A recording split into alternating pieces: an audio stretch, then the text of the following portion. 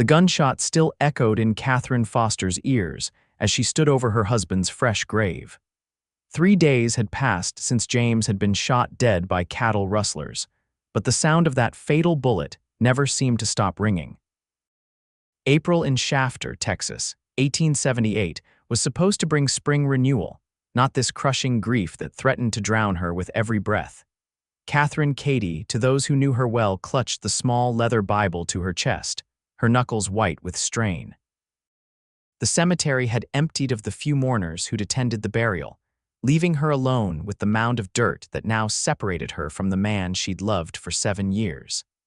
At 24, she was already a widow in a harsh land that showed little mercy to women on their own. "Katie," came a voice behind her. "It's time to head back. Can't stand out here all day." Theo Palmer, her husband's half-brother, stood several paces back, hat in hand but impatience written across his features. He'd been living with them since James had brought him west from Chicago nearly 2 years ago, and though Catherine had never fully warmed to him, she'd accepted his presence for her husband's sake. "Just a few more minutes," she whispered. Theo sighed audibly. "Suit yourself." "I'll be waiting with the wagon." Catherine barely heard him leave. The wind picked up, scattering a few loose flowers across the grave. James had been a good man, not perfect, but decent. He'd worked hard on their small cattle ranch, dreaming of the day they might expand beyond their modest 50 acres. Now those dreams were buried with him.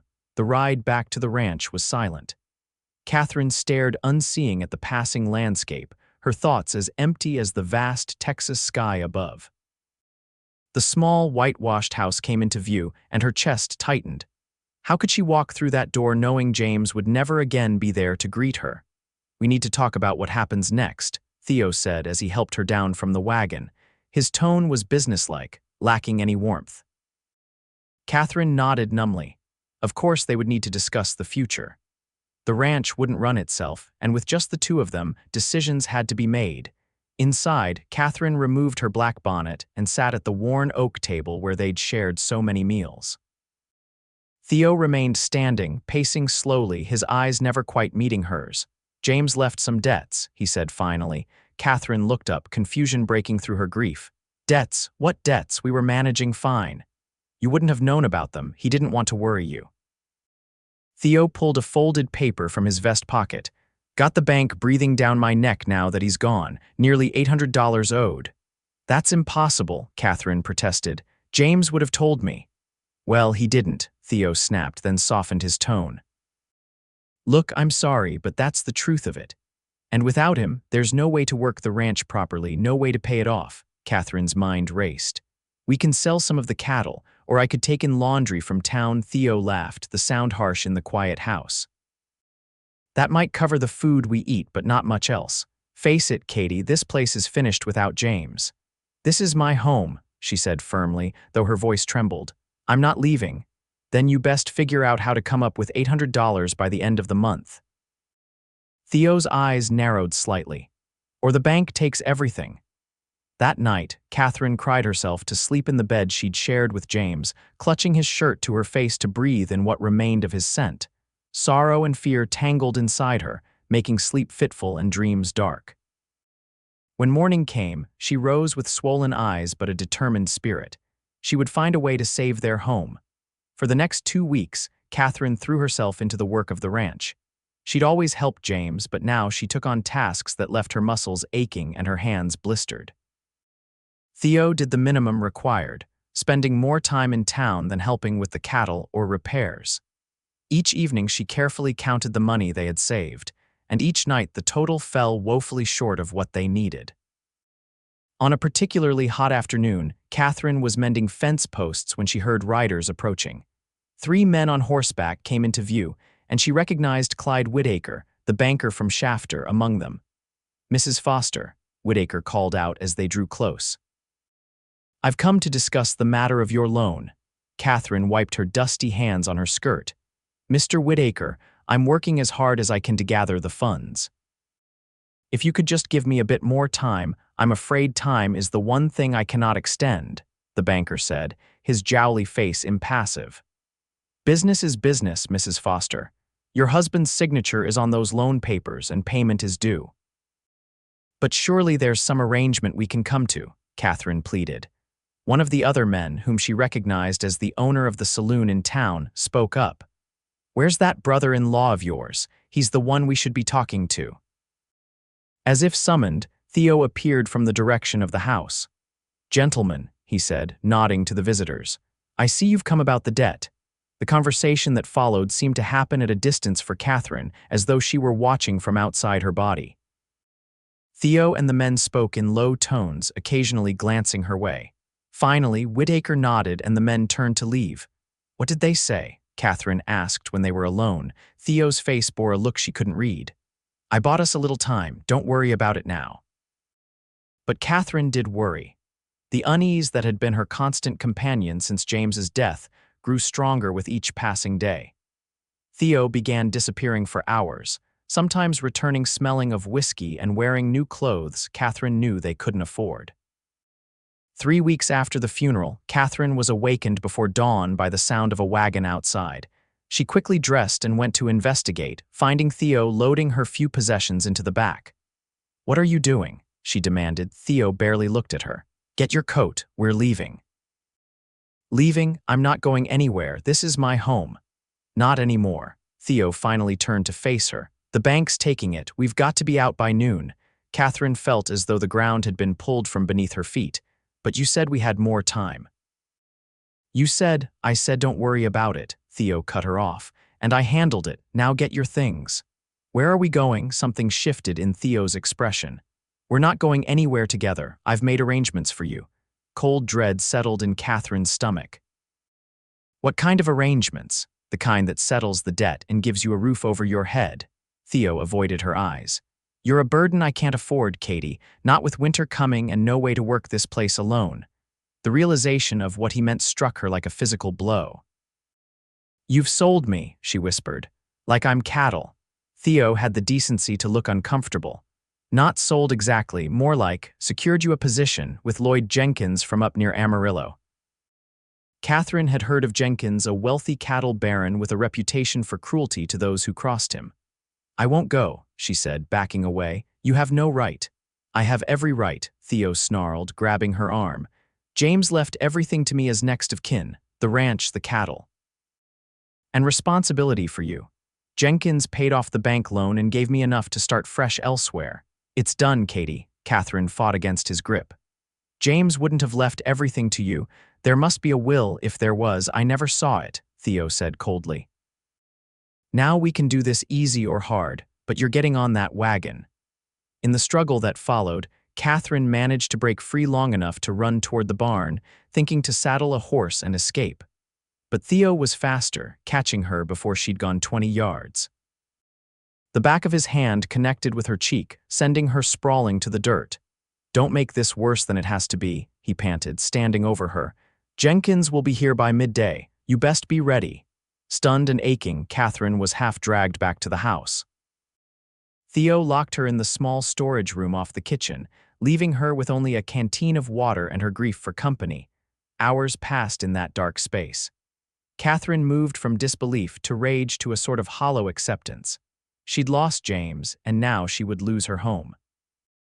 Whatever fate awaited her with Jenkins, she knew it would be bleak at best, unbearable at worst. She had heard stories of women in her position, widows with no family or means of support. None of those stories ended well. When the door finally opened, Katherine blinked against the sudden light. Theo stood there, flanked by 2 men she didn't recognize. Time to go, he said roughly. Jenkins is waiting. Katherine was led outside to where several horses and a wagon stood ready. A heavy-set man with a drooping mustache and cold eyes sat astride a large chestnut gelding. Lloyd Jenkins looked Katherine up and down with the same calculating gaze one might use to assess livestock. This the widow? Jenkins asked, addressing Theo. That's her, Theo confirmed. Katherine Foster, my brother's wife.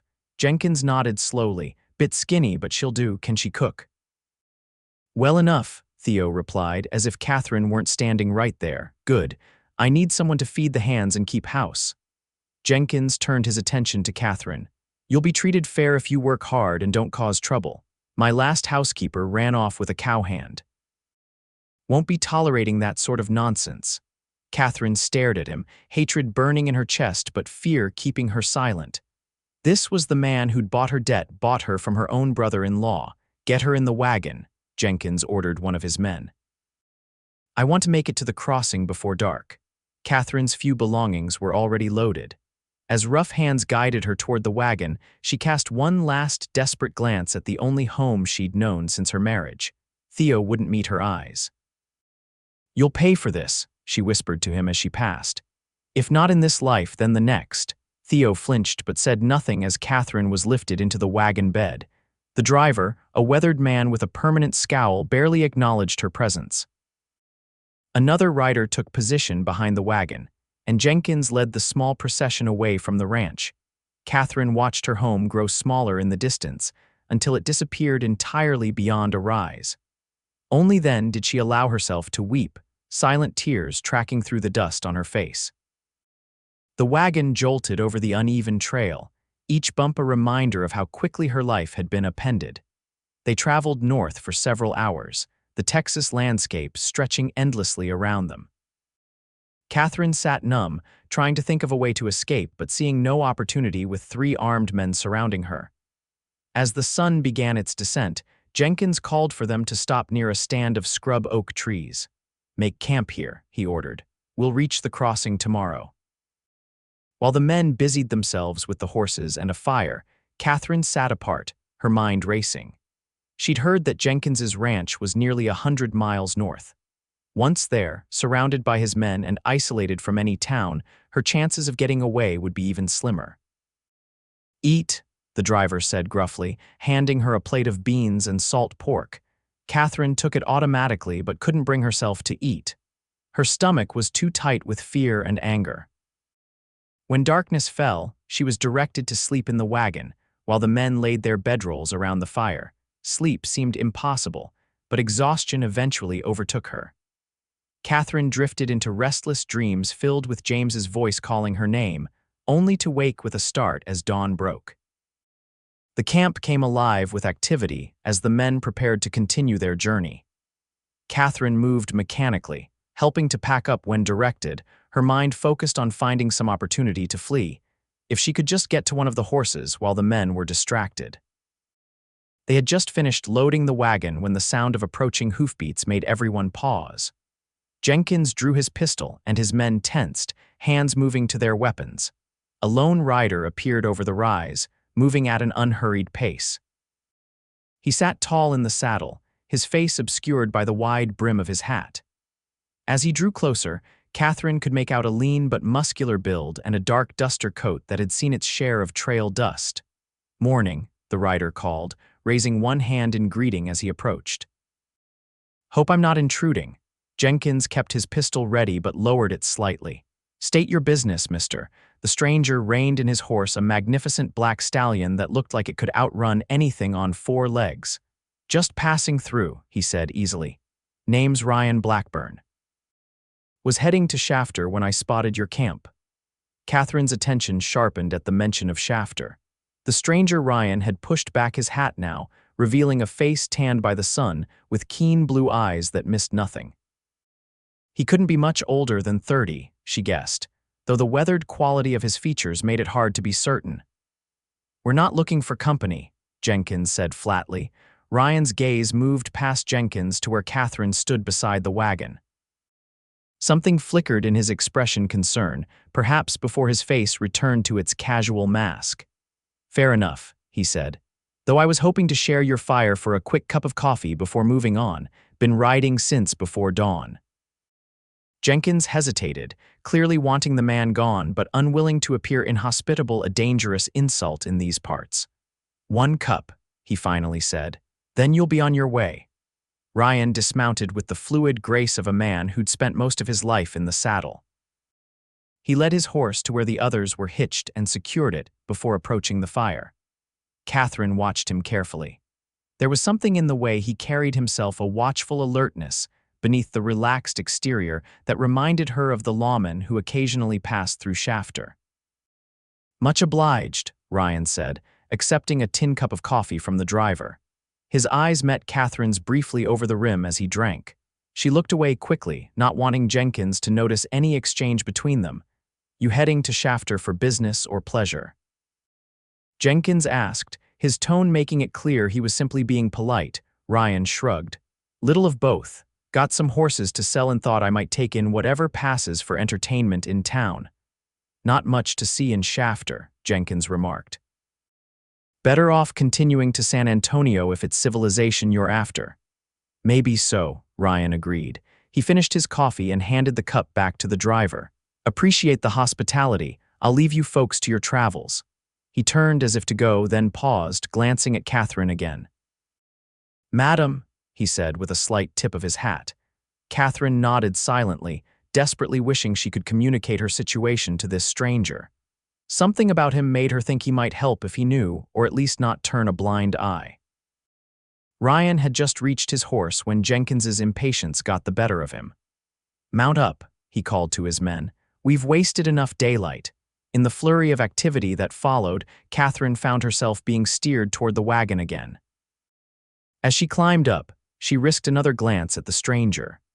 Ryan Blackburn was watching the proceedings with an expression that had lost its casual quality. His eyes narrowed as he observed Jenkins's hand on Katherine's arm, the way she flinched from the contact. Something passed between them in that moment, a silent understanding. Katherine felt a spark of hope for the first time since James's death. "Safe travels," Ryan called as he mounted his stallion. Without waiting for a response, he turned his horse and rode off in the direction they had come from. Katherine watched him go, disappointment crushing the brief flicker of hope. Whatever she had imagined seeing in his eyes had been wishful thinking. He was gone, and she was still Jenkins's property. The day's journey continued under the relentless Texas sun. Katherine retreated into herself, conserving her strength and watching for any chance to escape. By mid-afternoon, they had reached what Jenkins called the crossing, a shallow point in a river Katherine didn't recognize. "Water the horses," Jenkins ordered. "We'll rest here a bit before pushing on." While the men tended to the animals, Katherine was permitted to walk a short distance to stretch her legs, though the driver kept a watchful eye on her. She moved toward the river's edge, bending to splash cool water on her face. Her reflection looked back at her from the rippling surface, pale, drawn, with eyes that held too much suffering for one so young. A sudden commotion behind her made Katherine turn. 3 riders had appeared seemingly from nowhere, approaching the camp at a gallop. For one wild moment, she thought it might be a rescue. Perhaps the sheriff from Shafter had somehow learned of her plight. But as they drew closer, she realized they were strangers, rough-looking men with bandanas covering the lower half of their faces. "Jenkins," the lead rider called out. "We've got business with you." Jenkins and his men drew their weapons as Katherine hurried back toward the wagon, sensing danger but having nowhere to hide. "What business would that be?" Jenkins demanded, his voice steady despite being outnumbered. The lead rider laughed, an unpleasant sound. "Heard you were traveling with a fat purse after selling some cattle. Thought we might relieve you of that burden." "You heard wrong," Jenkins said coldly. "Now ride on before this gets unfriendly." Instead of leaving, the 3 men spread out, their horses dancing nervously. "Don't much look like we're the ones outnumbered," the leader said. "Hand over your money and maybe we'll let you keep breathing." Katherine pressed herself against the wagon wheel, terror freezing her in place. She had escaped one nightmare only to find herself in the middle of another. The first shot came from Jenkins, striking one of the bandits in the shoulder. The man cried out but stayed in his saddle. What followed was a blur of gunfire and shouting. Katherine crawled beneath the wagon, covering her head as bullets splintered wood above her. When the shooting stopped, an eerie silence fell. Katherine remained curled in a tight ball, afraid to look. Then boots appeared in her line of sight, unfamiliar boots, not belonging to Jenkins or his men. "Come on out, madam," a gruff voice said. "You're not hurt, are you?" Slowly, Katherine emerged to find all 3 of Jenkins's party lying motionless on the ground. The bandits were dismounted now, rifling through the dead men's pockets and saddlebags. "Well, look what we found," the leader said, holding up a thick envelope. Jenkins wasn't lying about having money, just about how much. He turned his attention to Katherine, eyes narrowing above his bandana. "And who might you be?" Katherine backed away. No one, I'm no one. Don't look like no one to me, another bandit said, approaching her with a predatory grin. Looks like we got ourselves a bonus. Katherine turned to run, but there was nowhere to go. The river was at her back, and 3 armed men stood between her and any hope of escape. The leader grabbed her arm, his fingers digging painfully into her flesh. Don't make this harder than it needs to be, he growled. A single gunshot rang out and the leader's hat flew from his head. He released Katherine immediately, diving for cover behind the wagon. Next one goes between your eyes, called a familiar voice. Back away from the lady. Ryan Blackburn sat atop his black stallion on a rise above the crossing, a rifle held steady in his hands. Katherine had never been so relieved to see anyone in her life. This ain't your fight, mister, the leader shouted. It is now, Ryan replied calmly. He worked the lever on his rifle, chambering another round. I'm giving you boys exactly 1 chance to ride away. After that, I stop being polite. The bandits exchanged glances, clearly calculating their odds. 3 against 1 should have been favorable, but something in Ryan's stance, the absolute certainty with which he held himself, gave them pause. Take the money and go, the leader finally decided. She ain't worth dying over. The bandits mounted quickly, the envelope of Jenkins's money still clutched in the leader's hand. They galloped away from the crossing, disappearing into the scrubland beyond. Katherine stood rooted to the spot, unable to quite believe what had happened. Ryan dismounted and approached her cautiously, as one might a skittish horse. Mrs. Foster, he said softly. Katherine, she stared at him in confusion. How do you know my name? Ryan lowered his rifle. I've been looking for you. Your friend in town, Martha Wilson, she sent word that something wasn't right. Said your brother-in-law claimed you'd gone to stay with relatives, but she didn't believe him. Martha, Katherine whispered. The shopkeeper's wife had always been kind to her. But how did you know where to find me?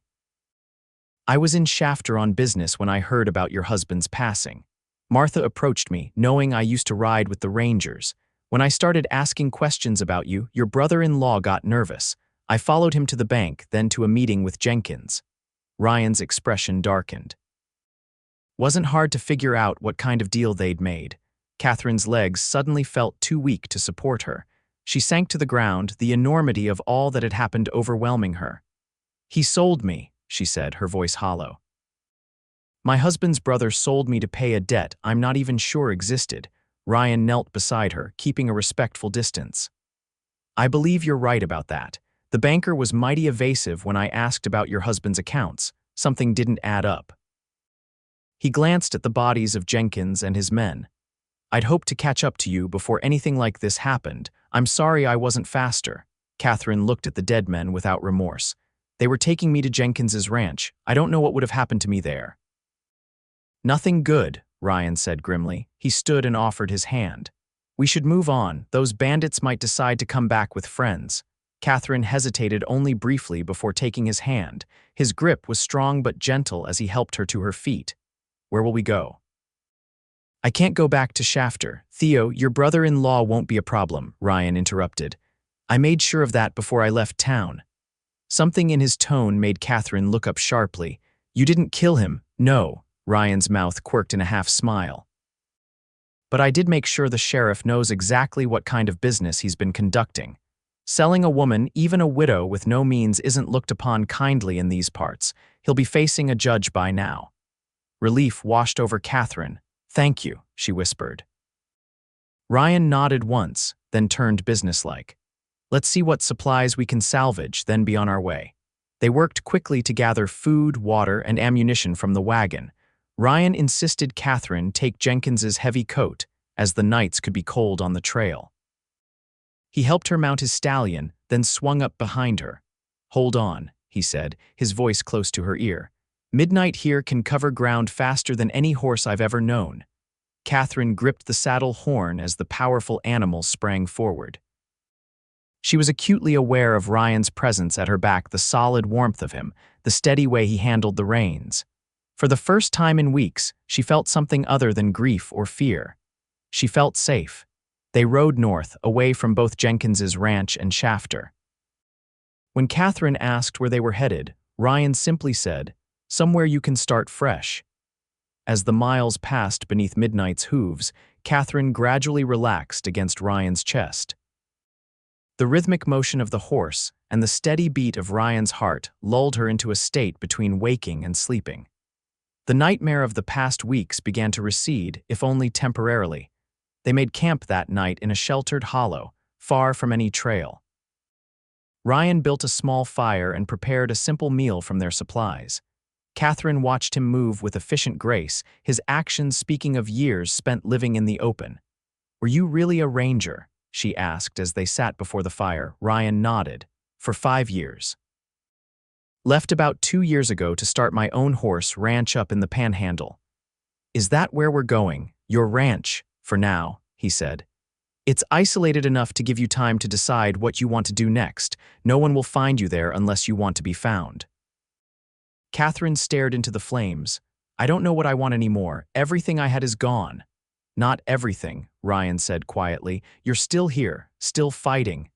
She looked up at him, really seeing him for the first time. In the firelight, his features were softened, revealing a gentleness beneath the hard exterior. His blue eyes reflected the flames, giving them an intensity that made her breath catch. "Why are you helping me?" she asked. "You don't know me." Ryan was silent for a long moment. "I know what it's like to lose everything," he finally said. "My wife and daughter died of fever 3 years ago. That's why I left the Rangers. Couldn't see the point anymore." He poked at the fire with a stick. "When Martha told me about your situation, something just woke up inside me. Couldn't stand by and let another injustice happen." Katherine felt tears welling in her eyes, not for herself this time, but for this man who had suffered his own losses, yet still found the strength to help others. "I'm sorry about your family," Ryan nodded, accepting her sympathy. "Get some rest, Mrs. Foster. We've got a long ride ahead tomorrow." "Katherine," she corrected gently. "Or Katie. Mrs. Foster sounds like someone else entirely now." "Katherine," he repeated, a small smile touching his lips. "Sleep well."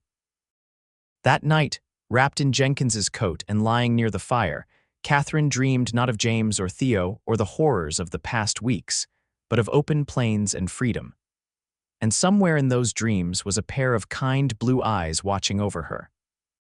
The journey to Ryan's ranch took 3 days of hard riding. They avoided towns and main trails, taking a circuitous route that Katherine suspected was meant to throw off any potential pursuers. During those long hours on horseback, with Ryan's steady presence behind her, Katherine found herself gradually opening up. She told him about meeting James in Austin, where she'd been working as a seamstress after her parents died, how they'd married and moved to Shafter to start the ranch. The dreams they'd shared for the future. Ryan, in turn, spoke of his time with the Rangers, the remote ranch he'd built with his own hands, and occasionally, in quiet evening moments by the fire, of the wife and child he'd lost. There was a gentle understanding between them, two people who knew the sharp edges of grief. On the afternoon of the 3rd day, Ryan pointed to a distant line of trees. "Home," he said simply. As they drew closer, Katherine could make out a sturdy cabin nestled against the tree line, with corrals and a barn nearby. It wasn't large, but it had a welcoming quality that tugged at her heart. A small creek ran along one side, and beyond the buildings stretched fenced pastures where horses grazed. "It's beautiful," she said sincerely. "It's quiet," Ryan replied. "Sometimes too quiet." There was a note in his voice that spoke of lonely nights and empty spaces where loved ones should have been. They rode into the yard, and Ryan dismounted first before helping Katherine down. Her legs were stiff from the long ride, and she stumbled slightly. His hands steadied her, lingering a moment longer than necessary before he stepped back. "Come on inside," he said. "You must be exhausted." The interior of the cabin was simple but comfortable.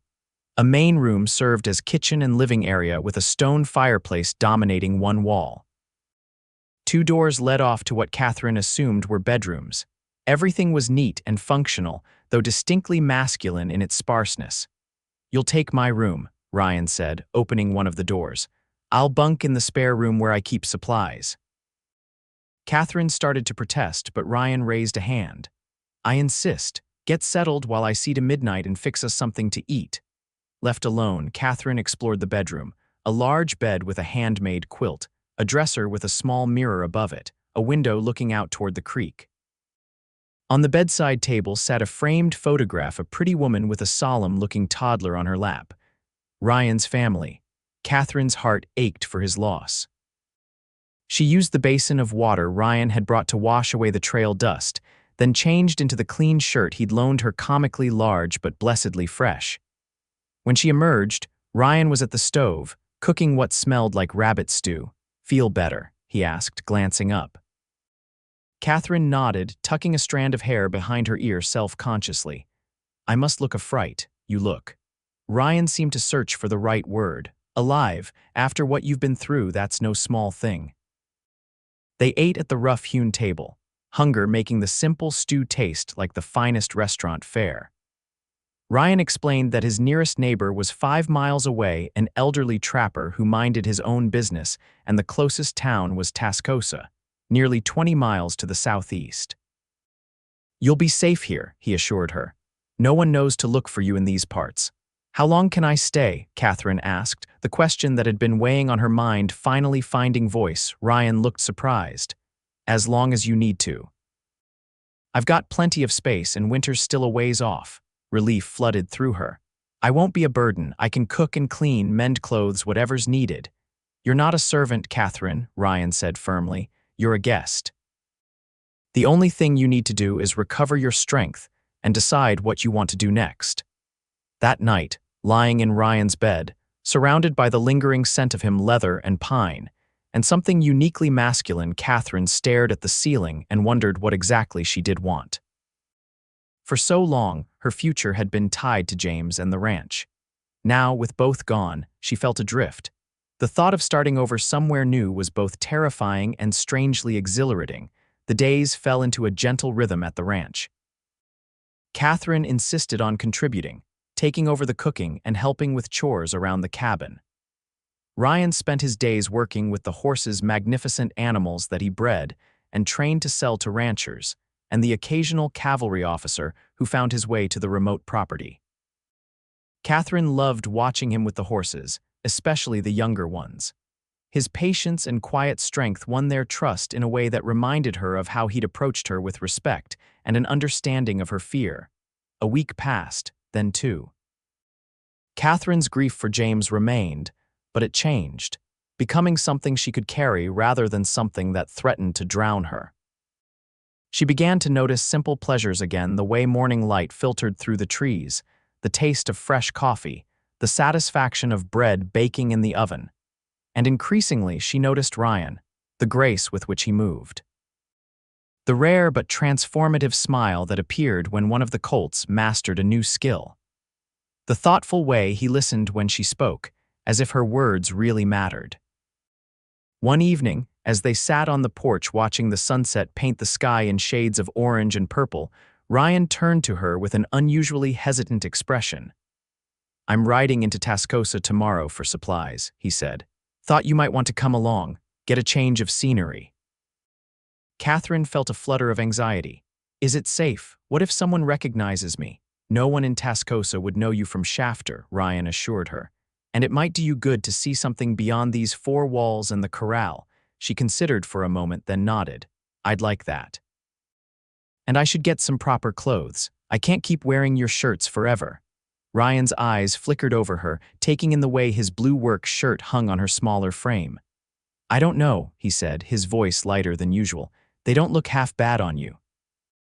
Katherine felt her cheeks warm at the hint of teasing in his tone. It was the closest thing to flirtation that had passed between them, and it awakened butterflies in her stomach she'd thought long dead. The trip to Tascosa the next day was a revelation.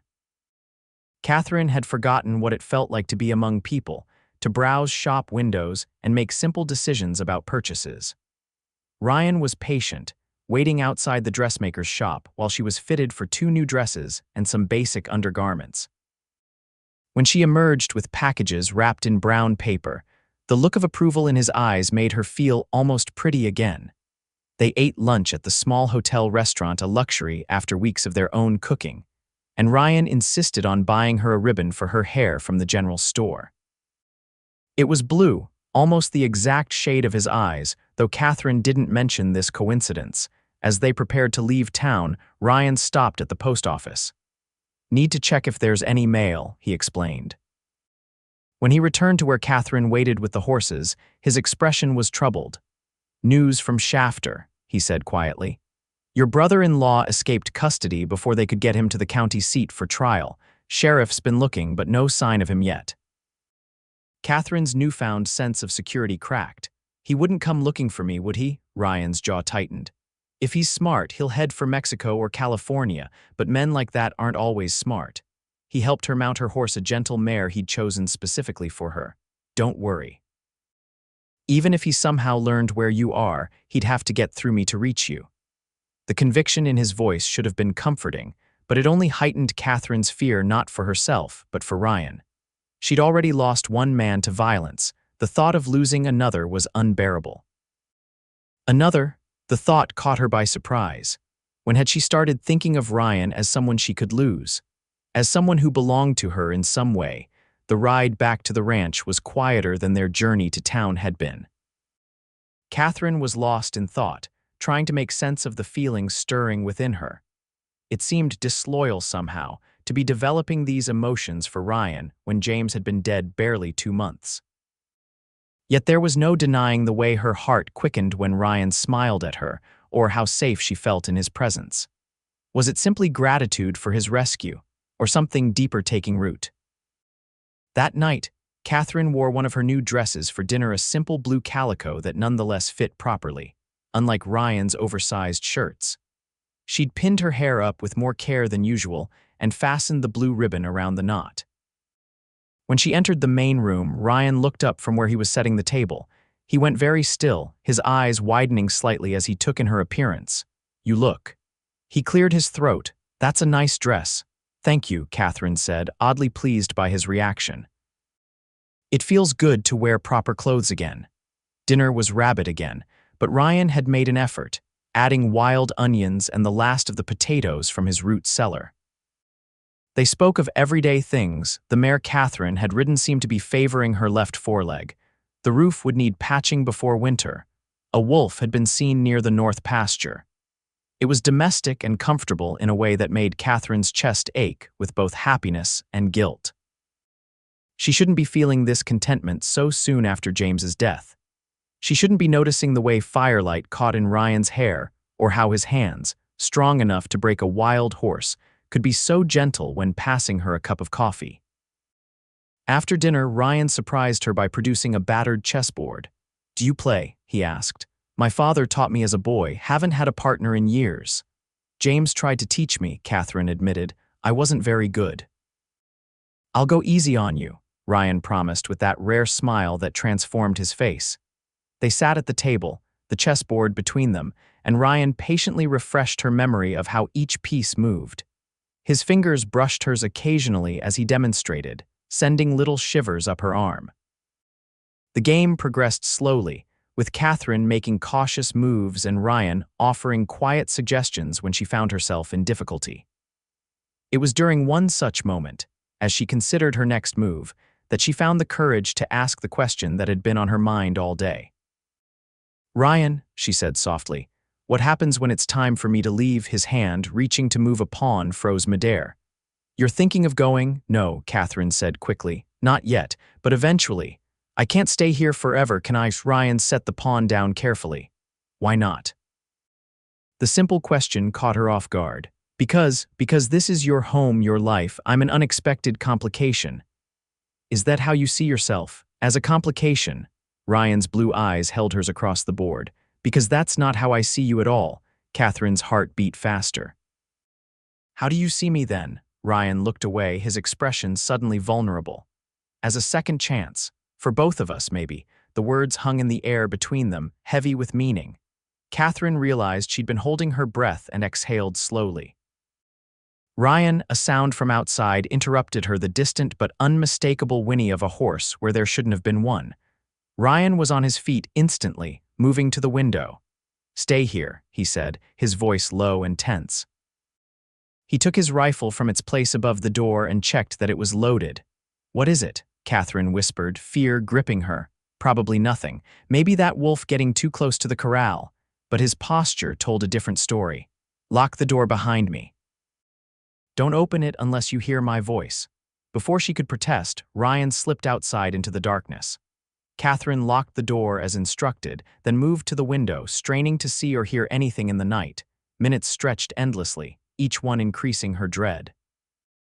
When the gunshot came, it shattered the silence like thunder. Katherine jumped, her hand flying to her mouth to stifle a scream.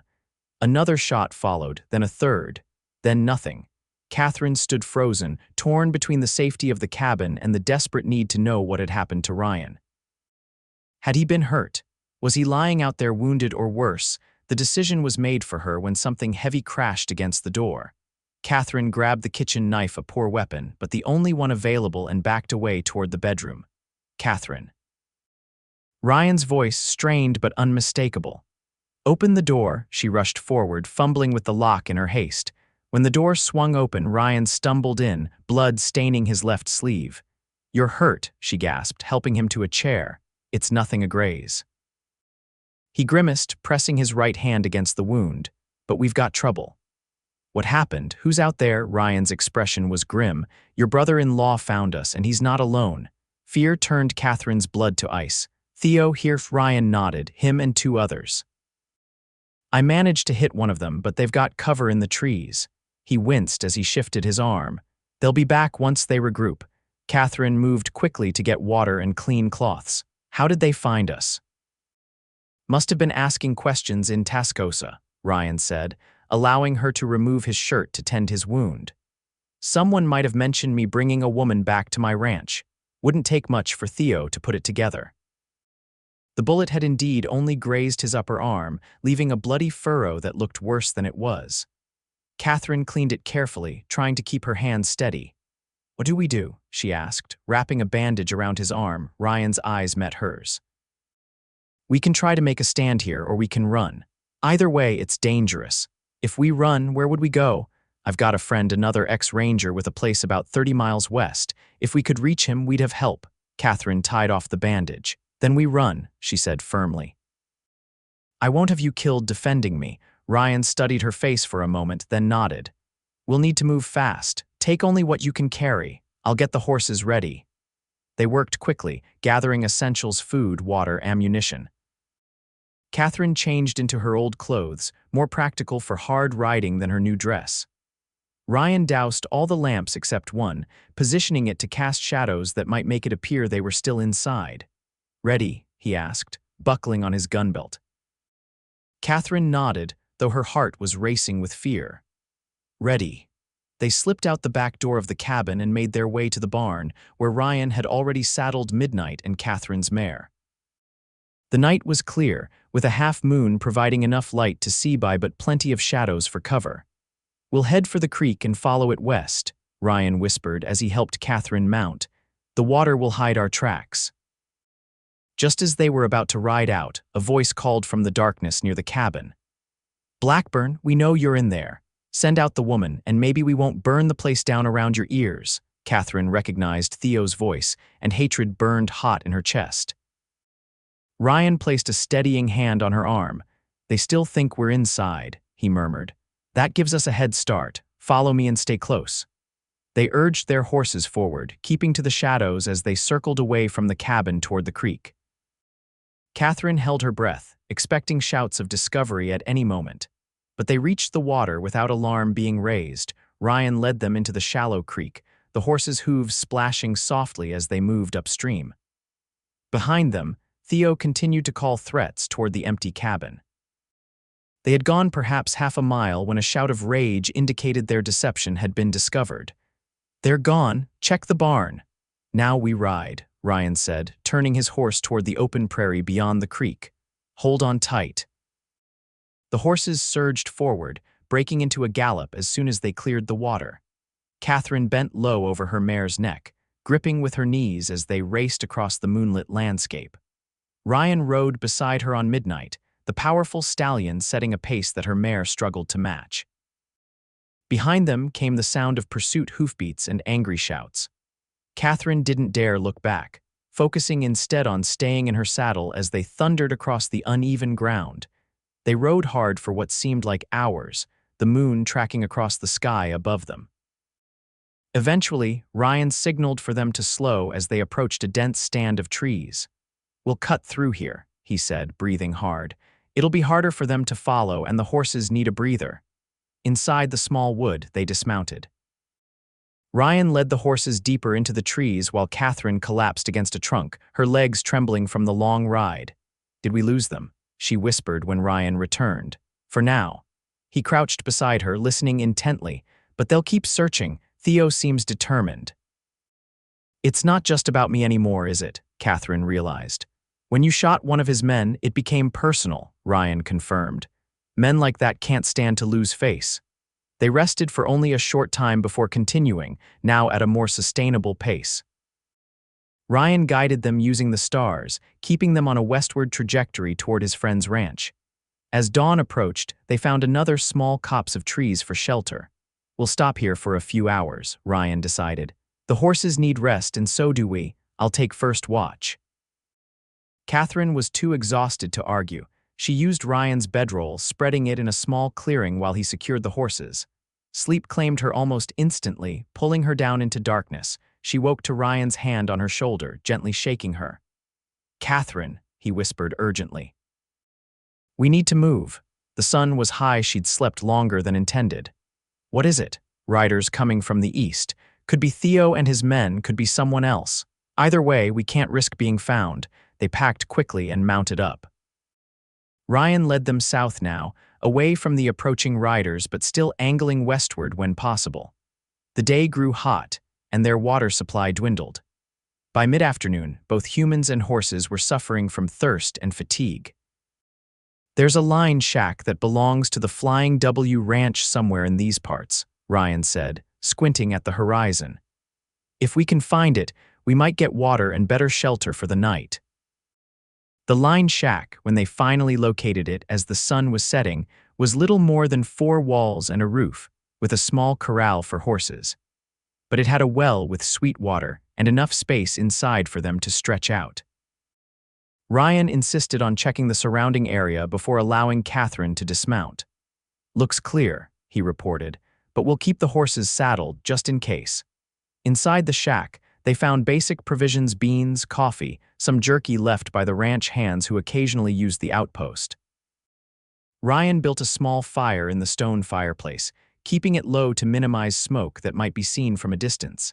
As night fell, Katherine felt the tension of the day settle into her bones. She ached everywhere, and worry had carved a permanent furrow between her brows. Ryan didn't look much better. His wounded arm had begun bleeding again during their flight, and exhaustion had deepened the lines in his face. "Let me check your arm," she insisted, moving to his side with fresh bandages made from torn strips of her petticoat. Ryan submitted to her ministrations without protest, which told her how tired he truly was. As she unwrapped the soiled bandage, their faces were close enough that she could feel his breath on her cheek. "I'm sorry for bringing this trouble to your doorstep," she said softly, cleaning the wound with water they'd boiled and cooled. "You've lost so much already. Now your home might be—" "It's just a place," Ryan interrupted. "Buildings can be rebuilt, but it was your home. The home you shared with your wife and daughter." Ryan was quiet for a moment. "Yes," he finally said, "but it was starting to feel like just a collection of memories, until you came." Katherine's hands stilled on his arm. "What do you mean?" He looked at her directly, all pretense stripped away by exhaustion and the specter of danger. "You brought life back into those rooms, Katherine. Laughter, purpose." His voice dropped lower. "For the first time in years, I wasn't just existing, I was living again." Katherine's heart thundered in her chest. "Ryan, you don't need to say anything," he assured her quickly. "I know it's too soon after your husband. I know you're still finding your footing. I just wanted you to know that whatever happens, helping you was worth it, worth everything." Tears filled Katherine's eyes. Without thinking, she leaned forward and pressed her lips gently to his. It was a brief kiss, tentative, but it sent warmth flooding through her that had nothing to do with the nearby fire. When she pulled back, Ryan's eyes were wide with surprise. Then his expression softened and he reached up to brush a tear from her cheek. "We should get some rest," he said, though his voice was husky with emotion. "Long ride tomorrow if we want to reach Sam's place." They slept in shifts, neither willing to risk being caught unaware again.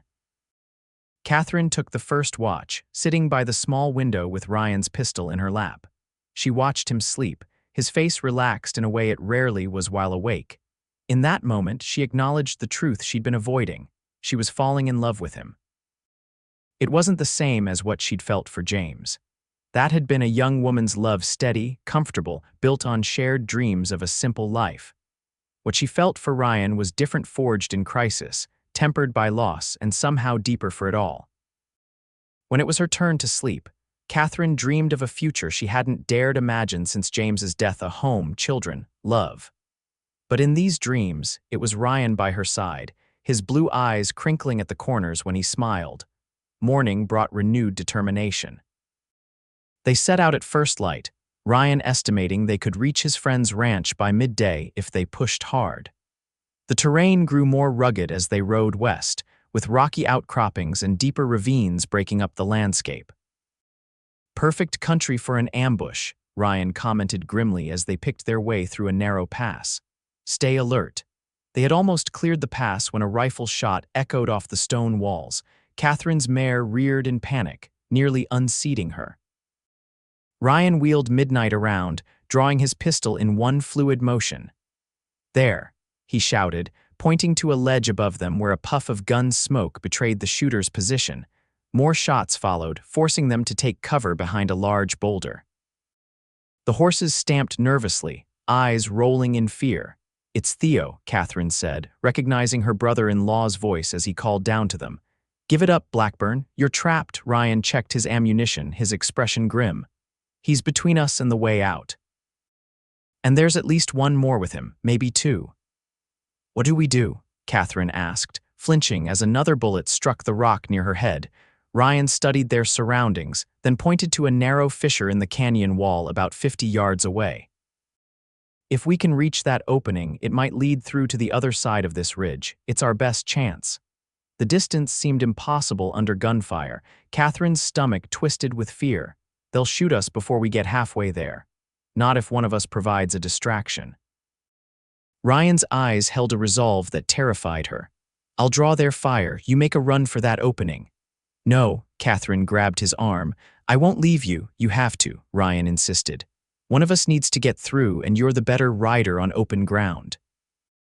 "My friend's ranch is due west, maybe 3 more hours' ride. Sam McCall, tell him Ryan sent you." "I can't." "You can." Ryan took her face in his hands, his eyes intense. "Katherine, listen to me. What I feel for you, it's more than I ever thought I'd feel again. I need to know you'll be safe." Tears blurred Katherine's vision. "Come with me, please." "I'll be right behind you," Ryan promised, though they both knew it might not be true. "On my signal, run for that opening and don't look back." Before she could protest further, Ryan pressed a swift, hard kiss to her lips, then moved to the edge of their cover. "Get ready," he said, checking his rifle one last time. Katherine gathered the mare's reins, her hands shaking. Everything in her rebelled against leaving Ryan behind, but she understood the logic. One of them had to survive to bring help. "Now," Ryan shouted, breaking from cover and firing rapidly toward the ledge where Theo and his men were positioned. Katherine kicked her mare into motion, galloping toward the fissure in the rock wall. Gunfire erupted around her, bullets kicking up dust at her horse's hooves. She kept low in the saddle, making herself as small a target as possible. Behind her, she could hear Ryan's steady gunfire, covering her escape. She refused to look back, knowing that seeing him in danger would break her resolve. The mare's hooves slid on loose stones as they reached the opening in the rock. Katherine guided her through, ducking low to avoid striking her head on the narrow entrance. The passage was tight but passable, winding through the ridge for about 100 yards before opening onto a slope on the far side. Once clear, Katherine urged the mare into a gallop across the open plain beyond. Only then did she allow herself to look back, hoping against hope to see Ryan following. The ridge stood empty behind her. Katherine reined in the mare, torn between continuing to Sam McCall's ranch for help or returning to find Ryan. The decision was made for her when she heard the thundering of hooves and saw midnight burst through the passage. Ryan bent low over his neck. He was alive. Relief flooded through her, quickly followed by fresh fear as she spotted a rider in pursuit. Even at this distance, she recognized Theo, his face contorted with rage. "Go," Ryan shouted as he reached her, blood streaming from a fresh wound on his temple. "Don't stop." They galloped side by side across the prairie, pushing their tired horses to their limits. Theo fell behind gradually, his horse unable to match Midnight's speed or the desperate determination of Catherine's mare. When they could no longer see their pursuer, Ryan finally signaled for them to slow. Both horses were lathered and blowing hard, in danger of collapse if pushed further. "We lost him for now," Ryan panted, wiping blood from his face, "but he's still coming." Katherine reached across to touch his arm, needing the reassurance of physical contact. "What happened to the others?" "One's dead," Ryan said grimly. "The other took a bullet in the leg. He won't be following." They continued westward at a more sustainable pace, allowing the horses to recover. Ryan estimated they were less than an hour from Sam McCall's ranch when dark clouds began gathering on the horizon. "Storm coming," he observed. "Could work in our favor, hide our tracks." The rain hit them with surprising ferocity, turning the dusty plain to mud within minutes. They bent their heads against the downpour and pressed on, guided now by Ryan's intimate knowledge of the territory rather than visible landmarks. When the ranch buildings finally appeared through the curtain of rain, Katherine nearly wept with relief. A substantial house flanked by a large barn and various outbuildings spread before them, smoke rising from the chimney despite the late spring warmth. A man appeared on the porch as they rode into the yard, rifle ready but not aimed. "Identify yourselves," he called over the storm. "Sam." "It's Ryan Blackburn," Ryan shouted back. The rifle lowered immediately, and the man Sam hurried down the steps.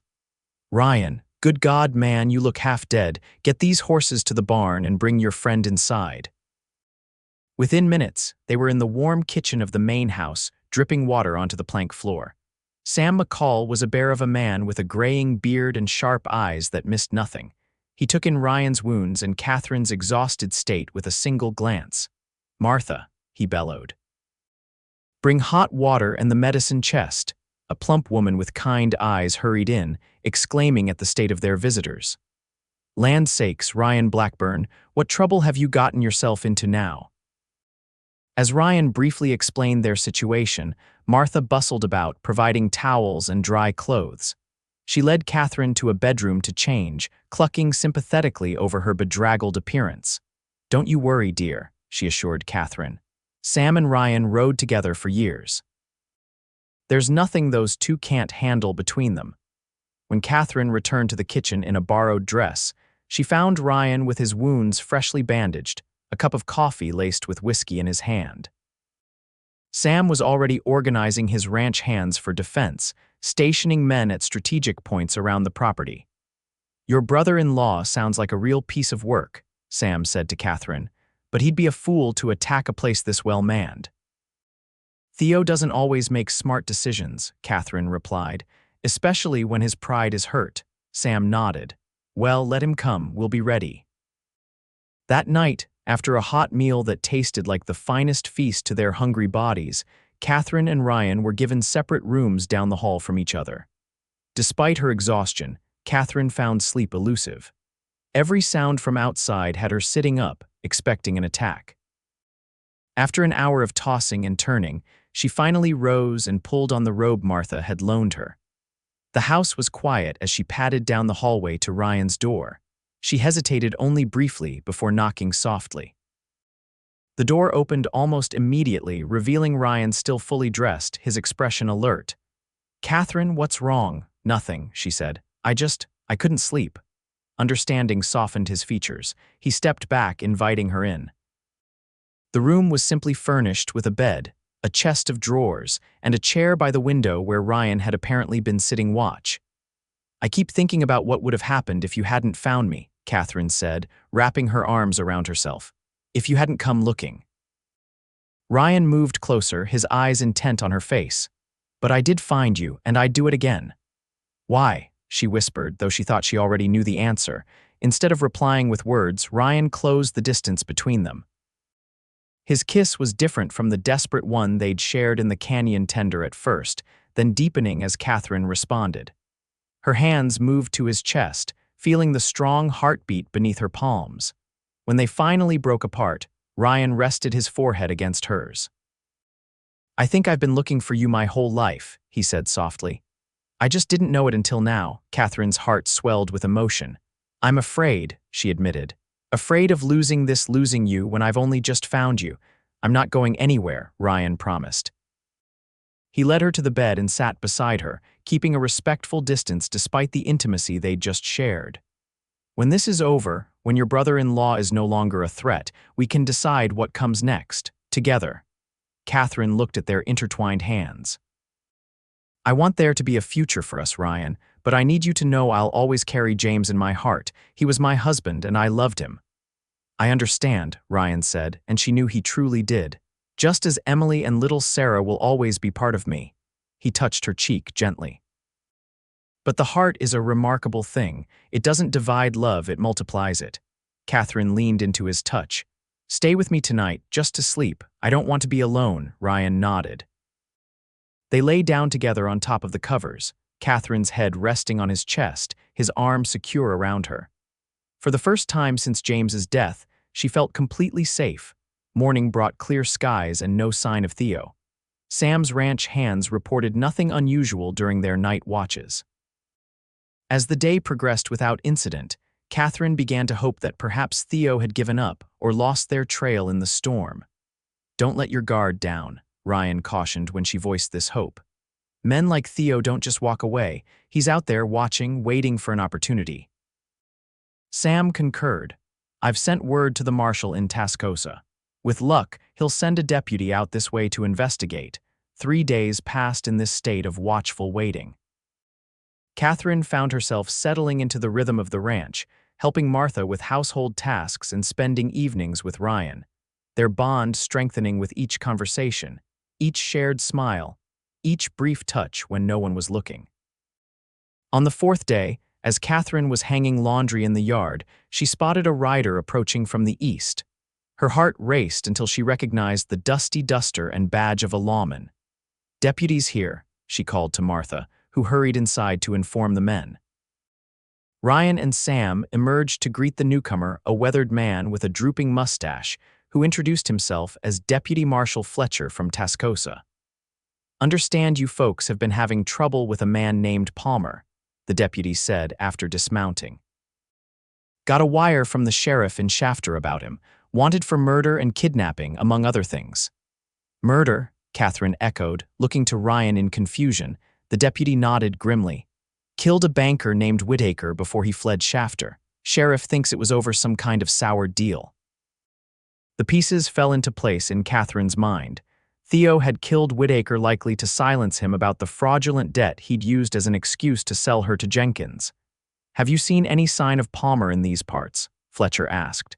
"He was pursuing us 3 days ago," Ryan explained. "Lost him during the storm, but I doubt he's gone far." The deputy stayed for a meal, discussing strategies with Ryan and Sam. His presence added a layer of official authority to their vigilance, and Katherine felt some of the tension leave her shoulders. With the law now involved, surely Theo would see the futility of continuing his vendetta. That night, as was becoming their custom, Katherine slipped into Ryan's room after the house had quieted. They talked softly of inconsequential things, both avoiding the subject of what would happen when this ordeal was truly over. "I was thinking," Ryan said as they lay side by side, "about rebuilding the cabin, making some improvements." Katherine turned to look at him in the dim light. "What kind of improvements?" "A proper kitchen, maybe a second bedroom." His voice grew softer.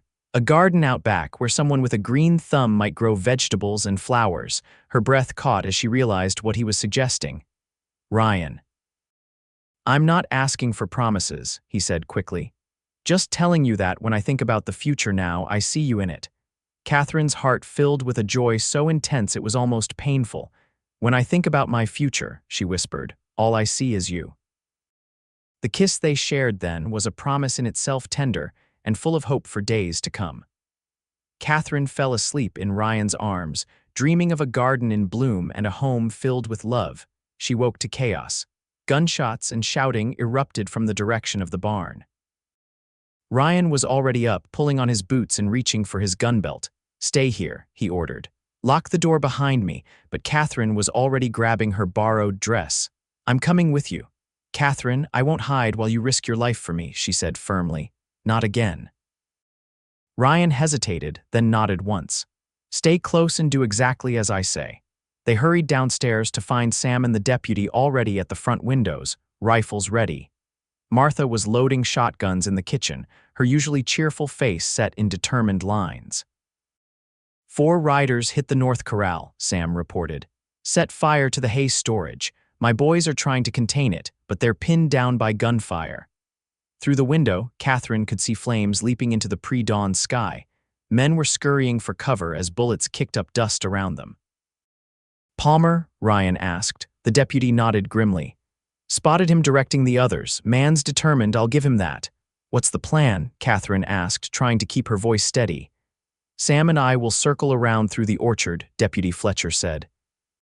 "Try to flank them while they're focused on the barn. Ryan, you and Mrs. Foster stay here with Martha. This house is solid, best defensive position we've got."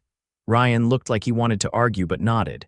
As Sam and the deputy slipped out the back door, he turned to Katherine. "Take this," he said, handing her a small derringer. "Last resort if it comes to it." The weight of the tiny pistol was terrifying in her hand, but Katherine tucked it into her pocket with a determined nod. What followed was the longest hour of Katherine's life. The firefight around the barn intensified, with muzzle flashes visible in the dim light of dawn. The fire had been contained to just the hay storage, but smoke billowed across the yard, making it difficult to see what was happening. Ryan divided his attention between the front and back windows, moving constantly, alert for any approach to the house. Martha stationed herself in the kitchen, a shotgun braced against her ample hip. "We should be hearing from Sam by now," Ryan muttered, checking his pocket watch. "Something's wrong." As if in answer to his concern, the back door burst open. Katherine whirled, the derringer in her hand, only to find Sam supporting the deputy, whose shirt was soaked with blood. "Ambush," Sam gasped as Ryan hurried to help. "They were waiting for us." Martha rushed to clear the kitchen table, and the 2 men laid the wounded deputy on it.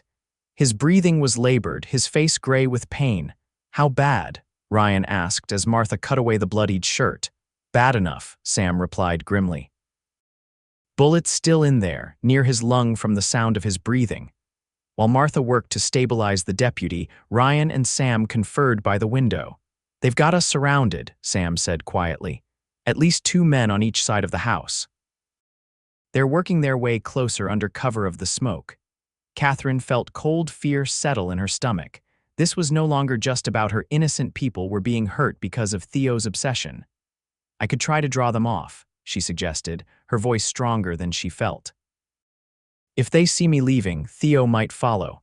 "Absolutely not," Ryan said sharply. "That's exactly what he wants." "There has to be something we can do," Katherine insisted.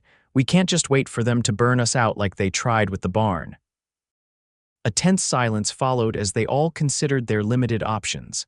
Then, from outside, came a voice calling through a speaking trumpet.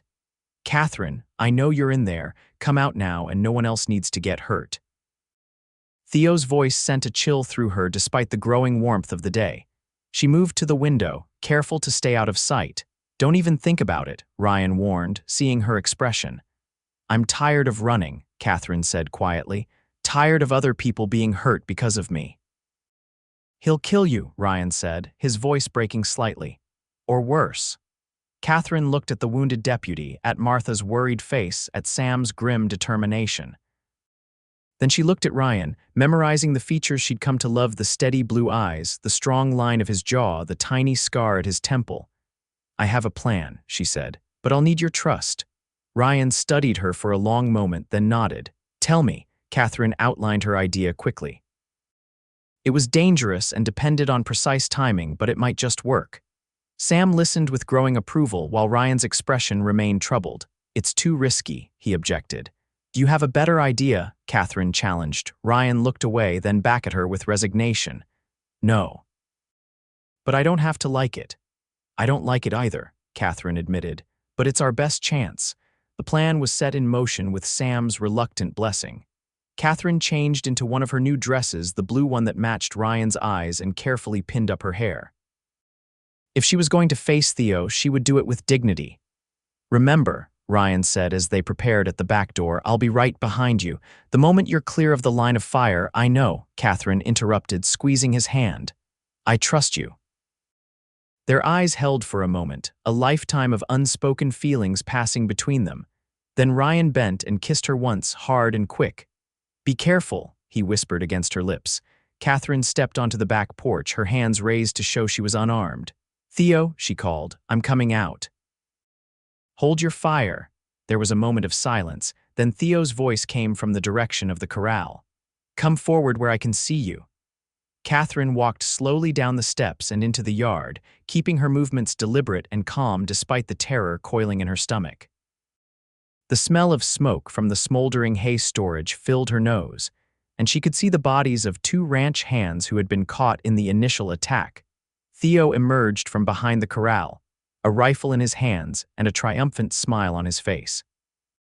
He had lost weight since she'd last seen him, and his clothes were trail-worn, but the gleam of satisfaction in his eyes was unchanged. Finally showing some sense, he called as she approached. Took you long enough. Katherine stopped about 20 paces from him. It's over, Theo. The law knows what you did killing Whitaker, selling me to Jenkins, all of it. Theo's smile faltered slightly. Says who? A grieving widow with a mind addled by loss. Who do you think they'll believe, you or a respectable businessman? A respectable businessman wouldn't be hiding out in the brush, attacking innocent people, Katherine countered. You're finished, Theo. The only question is whether you want to hang for it. Anger flashed across his face. You ungrateful bitch. I could have left you to starve after James died. Instead, I made sure you had a place to go. As a slave, Katherine said coldly, you sold me like cattle. You were a burden, Theo spat. What was I supposed to do with you? Katherine stared at the man her husband had called brother, seeing him clearly for perhaps the first time. You were supposed to be family, she said simply. Something flickered in Theo's eyes, regret, perhaps, or just frustration at being challenged. But it passed quickly, replaced by cold determination. Enough talk, he said, gesturing with his rifle. You're coming with me now. Katherine took a deliberate step backward. No, Theo, I'm not going anywhere with you, his face contorted with rage. You don't have a choice. He raised the rifle to his shoulder, aiming it at her chest. One more chance, come here now or I'll shoot you where you stand. Katherine felt strangely calm as she faced the barrel of Theo's rifle. She knew what would happen next, had rehearsed it carefully with Ryan, but the possibility of death was very real nonetheless. I'd rather die here than live as your prisoner, she said clearly, taking another step back. Theo's finger tightened on the trigger. So be it. The shot that rang out wasn't from Theo's rifle. It came from behind Katherine, from where Ryan had positioned himself at an upper window of the house. Theo staggered backward, a look of shock on his face as he dropped his weapon and clutched at his shoulder. At the same moment, Sam and 2 of his ranch hands burst from their hiding places in the barn and outbuildings, weapons trained on Theo's remaining men who had been caught off guard by the sudden reversal. Drop your guns, Sam bellowed, or the next one goes through your heads. Katherine ran back toward the house as the standoff resolved itself. Ryan met her at the door, pulling her into his arms with a desperation that told her how afraid he'd been. Did I hit him? He asked against her hair. Yes, Katherine said, her voice muffled against his chest. Shoulder wound, just like we planned. Ryan's arms tightened around her. When I saw him aim at you, for a second I thought, I know, Katherine soothed, but it worked, it's over now. And it was. Theo and his men were disarmed and bound, awaiting transport to Tascosa for trial. The wounded deputy, while still in serious condition, would recover with time and Martha's careful nursing. The damage to the ranch was substantial but repairable. As for Katherine and Ryan, they stood on the porch that evening, watching the sun set on one of the most harrowing days of their lives. Ryan's arm was around her shoulders, anchoring her to the present when her mind wanted to replay the terrifying moments of facing down Theo's rifle. "What happens now?" she asked softly. Ryan turned to face her, his expression solemn. "Now we rebuild, my ranch, our lives." He took her hands in his. "If that's what you want." Katherine felt a smile bloom on her face, the first genuine one in too long. "It's what I want more than anything." "It won't be easy," Ryan warned. "The cabin might be damaged, the herd scattered. We'd be starting almost from nothing." "Not from nothing," Katherine corrected gently. "From love. That's a foundation stronger than any Theo tried to destroy." Ryan's smile matched her own as he pulled her closer. "Katherine Foster, when this is all settled, when Theo is behind bars and we're back on our own land, will you marry me?" Katherine felt tears of joy prick at her eyes. "Yes," she whispered. "Yes, I will." His kiss was a promise, a new beginning, a homecoming all in one. 3 months later, Katherine stood in the doorway of the rebuilt cabin, watching as Ryan worked with a new colt in the corral. The summer sun had tanned his skin even darker, and his shirt clung to his back, damp with honest sweat. The cabin was larger now, with the improvements Ryan had promised. A proper kitchen with a window overlooking the garden Katherine had planted. A second bedroom that they hoped would someday belong to a child. The main room with its stone fireplace, where they gathered on cool evenings to read or play chess, or simply hold each other close. Theo was in prison awaiting trial, along with his surviving accomplices. The evidence against him was overwhelming, especially after Whitaker's widow came forward with documents showing that the supposed debt James had incurred was fabricated. Katherine had testified at the preliminary hearing, standing tall as she recounted how her brother-in-law had sold her in her time of grief. Now, watching her husband, for they had married in a simple ceremony at Sam's ranch before returning to rebuild, Katherine felt a contentment she had thought lost forever. Life had taken her down a dark and painful path, but it had led her here, to this moment, to this man. Ryan looked up and saw her watching. He smiled, that rare, transformative smile that never failed to make her heart race, and beckoned her to join him. As Katherine crossed the yard toward her husband, she felt the weight of her past grief lift completely. There would always be a place in her heart for James and the life they'd shared, just as Ryan would always hold his first wife and daughter in his heart. But they had found room for new love, new dreams, new beginnings. Ryan opened the corral gate for her, drawing her to his side. "What do you think of him?" he asked, nodding toward the spirited young colt. "Think he'll do for breeding stock. He's beautiful," Katherine said, leaning into the solid warmth of her husband's body. "Speaking of beautiful," Ryan murmured, his arm tightening around her waist. "You're glowing today." Katherine smiled up at him, a secret joy bubbling inside her. "I have news," she said softly. "News that might make us think about finishing that second bedroom sooner rather than later." Ryan's expression shifted from confusion to dawning realization. "Katherine, are you saying?" She nodded, happiness making her voice tremble slightly. "Come spring, there will be 3 of us in this cabin." The joy that transformed Ryan's face was everything Katherine had hoped for. He lifted her off her feet in a careful embrace, his laughter joining with hers in the clear Texas air. That night, as they lay together in the quiet darkness of their bedroom, Ryan's hand resting protectively over her still flat stomach, Katherine reflected on the journey that had brought them here. From the depths of grief to the heights of happiness, from being treated as property to finding true partnership, from the danger of pursuit to the safety of home. "What are you thinking about?" Ryan asked, his voice soft in the darkness. "About how sometimes the worst moment of your life can lead to the best," Katherine replied, turning in his arms to face him. "If James hadn't died, if Theo hadn't sold me, if Jenkins hadn't bought me, if I hadn't found you," Ryan finished, brushing a kiss against her forehead. "Exactly," Katherine whispered. "It's as if all the pain was leading us to each other." Ryan was quiet for a moment, his hand tracing gentle patterns on her back. "I don't believe God causes suffering just to bring people together," he said thoughtfully. "But I do believe he can bring beauty from ashes, joy from mourning." Katherine nestled closer, content in the warmth of his embrace. "That's us then. Beauty from ashes."